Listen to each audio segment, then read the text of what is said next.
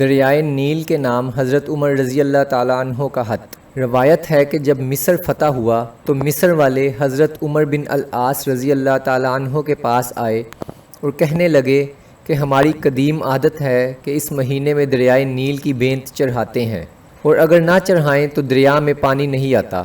ہم ایسا کرتے ہیں کہ اس مہینے کی 12ویں تاریخ کو ایک باکرہ لڑکی کو لیتے ہیں جو اپنے ماں باپ کی اکلوتی ہو، اس کے والدین کو دے دلا کر رضامند کر لیتے ہیں اور اسے بہت عمدہ کپڑے، بہت قیمتی زیور پہنا کر، بناؤ سنوار کر اس نیل میں ڈال دیتے ہیں تو اس کا پانی چرتا ہے، ورنہ پانی چرتا نہیں۔ سپہ سالار اسلام حضرت عمر بن العاص رضی اللہ تعالیٰ عنہ فاتح مصر نے جواب دیا کہ یہ ایک جاہلانہ اور احمقانہ رسم ہے، اسلام اس کی اجازت نہیں دیتا۔ اسلام تو ایسی عادتوں کو مٹانے کے لیے آیا ہے، تم ایسا نہیں کر سکتے۔ وہ باز رہے، دریائے نیل کا پانی نہ چڑھا۔ مہینہ پورا نکل گیا لیکن دریا خشک پڑا ہوا ہے۔ لوگ تنگ آ کر ارادے کرنے لگے کہ مصر کو چھوڑ دیں، یہاں کی بود و باش ترک کر دیں۔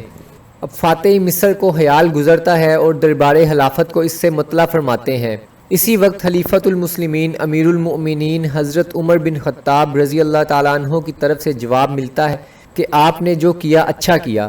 اب میں اپنے اس خط میں ایک پرچہ دریائے نیل کے نام بھیج رہا ہوں، تم اسے لے کر دریائے نیل میں ڈال دو۔ حضرت عمر بن العاص رضی اللہ تعالیٰ عنہ نے اس پرچے کو نکال کر پڑھا تو اس میں تحریر تھا کہ خط ہے اللہ تعالیٰ کے بندے امیر المؤمنین عمر کی طرف سے اہل مصر کے دریائے نیل کی طرف، بعد حمد و صلات کے۔ مطلب یہ ہے کہ اگر تو اپنی طرف سے اور اپنی مرضی سے بہہ رہا ہے تو خیر، نہ بہہ، اور اگر اللہ تعالیٰ واحد و قہار تجھے جاری رکھتا ہے تو ہم اللہ سے دعا مانگتے ہیں کہ وہ تجھے رواں کر دے۔